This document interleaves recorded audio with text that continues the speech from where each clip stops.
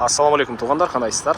Назарыңыздарда қайрадан эле базар жоқ каналы. Бүгін 3 март 2023 жыл. Мен Бишкек шаарынын чыгыш түштүгү село Көкжардан сиздерге бүгүн бир сатылуучу үй көргөзмөкчүмүн туғандар. Үйдүн жерин аянты 25 сотук.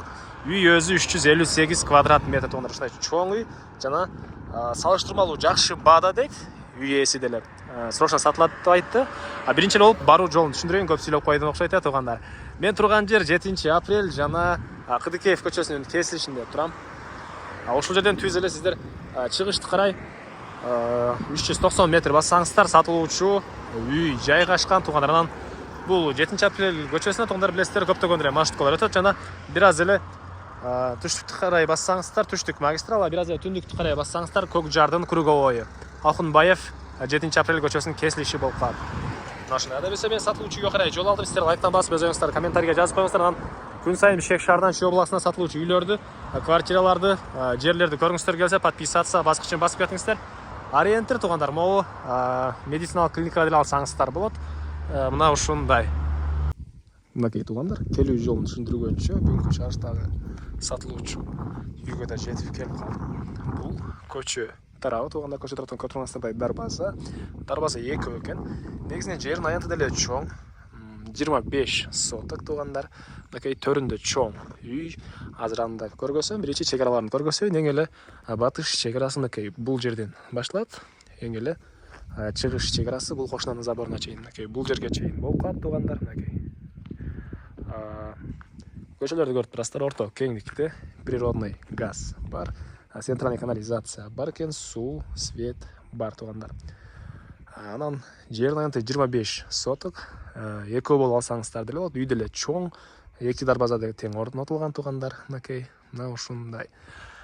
Мектепке Көкжардын өзүнүн мектеби деле бар тугандар. Калсаңыздар, мынакей бул жакта микрорайондор деле анча деле алыс эмес. Ошол тарапта мектепке жөнсөңүздөр деле болот. Чоң Алматинга көчөсүнөн бул жерге чейин 390 метр көргөздү Яндекс карта тугандар. Эми кирип короосуна калган маалыматтарды берейин. Бул мынакей короосунун көрүнүшү. Алды тарабы брусчатка. Ал дарбазадан кирсеңиздер да ал жактагы брусчатка жана тротуар.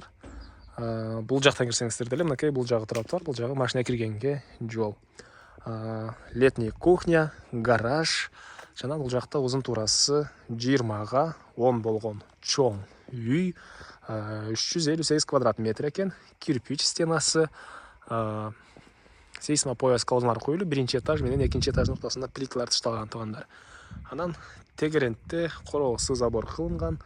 Мынакей алды тарабы бош жер. Кааласаңыздар хозпасторго саласыздар, бул же бак кыласыздар, эмне кылсаңыздар деле кенен жер бар. Жана ошондой эле үйдүн арты тарабында деле бош жер бар тугандар. Азыр аны да бир чекеден көргөзсөм. Биринчи эле болуп бул жактан катарынан көргөзүп кетейин тугандар. Так.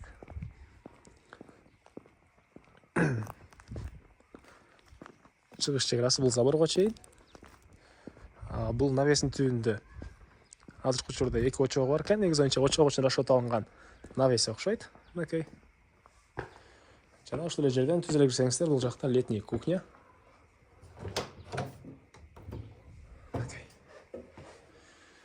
Ички тарабы штукатурка болгон, электропроводдор тартылган тугандар. Алган адам өзүңүздөрдүн вкусуңуздар менен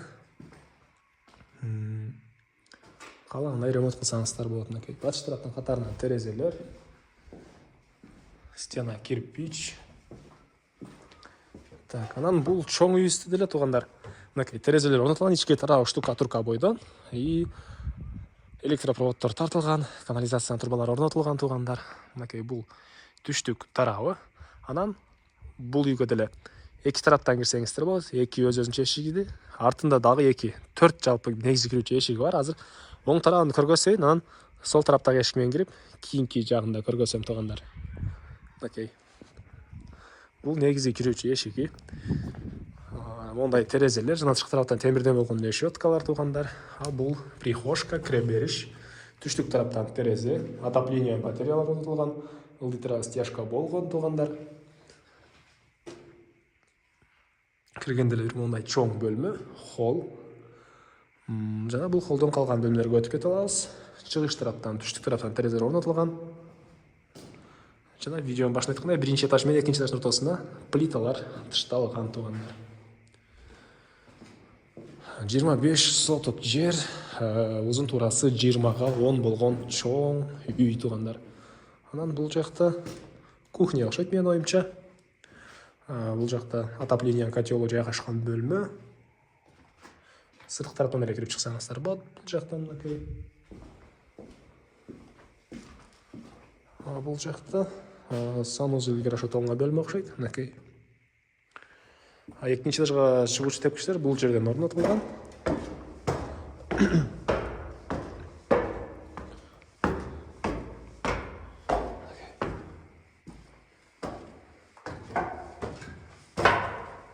Бул экинчи этаждын холлу.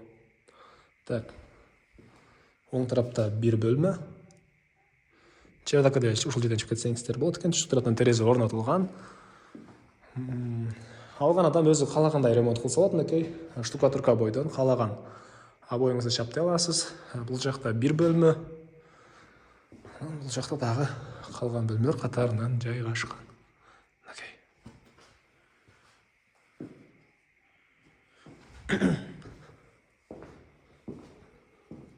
Бул экинчи этаждын санузеле окшойт.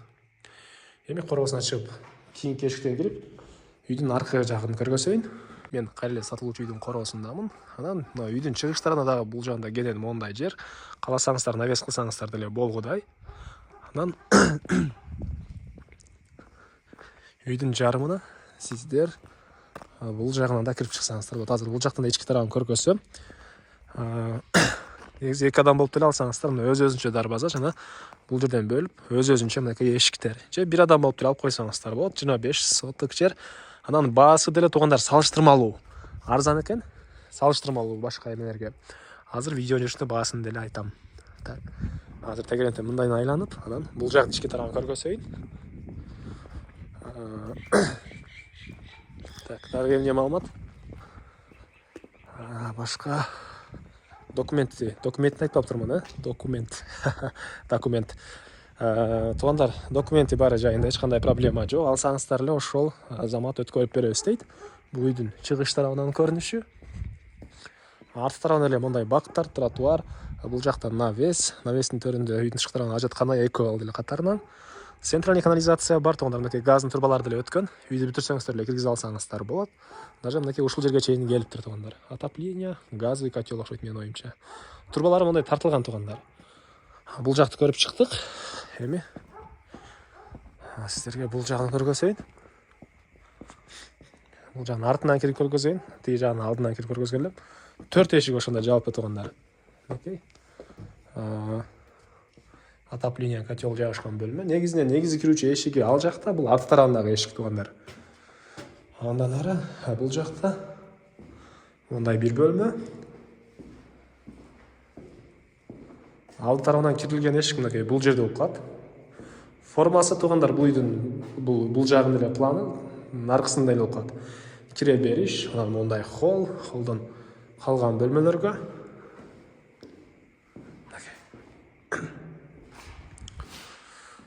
Анан экинчи этажга, туугандар, бул жакта санузел.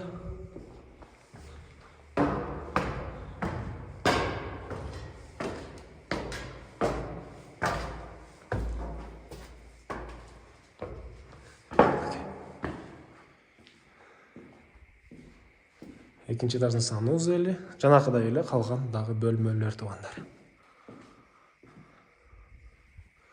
Окшош болсо деле бир чекеден ички тарабын көргөзүп кое берейин, туугандар. Кимдир бирөө үчүн балким маанилүү ар бир бөлмөсүн көргөн.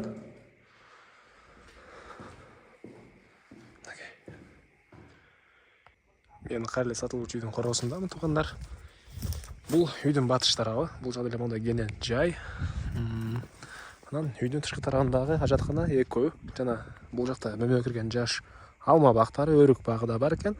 Эң эле түндүк чегарасы мынакей бул жерге чейин болуп калат. Бул заборго чейин, туугандар. Арт тарабы деле кенен хозпостройка салам десеңиздер, навес ал жагында. Мына ушундай. Так, 25 соток жер, 20га 10 болгон үй. Баасы, туугандар, негизи $400 000 деп коюлган экен. Бирок азыркы учурда срочно сатылып атканына байланыштуу $265 000 сурап атыптыр. звонок кылып сүйлөшүп көрүңүздөр дагы кандайдыр маалымат калган болсо. Ээлеринин номери экранда. $400,000 буга чейин сатабыз деген экен. Азыр $265,000 туугандар. Срочно сатылат. Анда эмесе мен сиздер менен коштошом туугандар. Кийинки чыгышка чейин саламатта калыңыздар.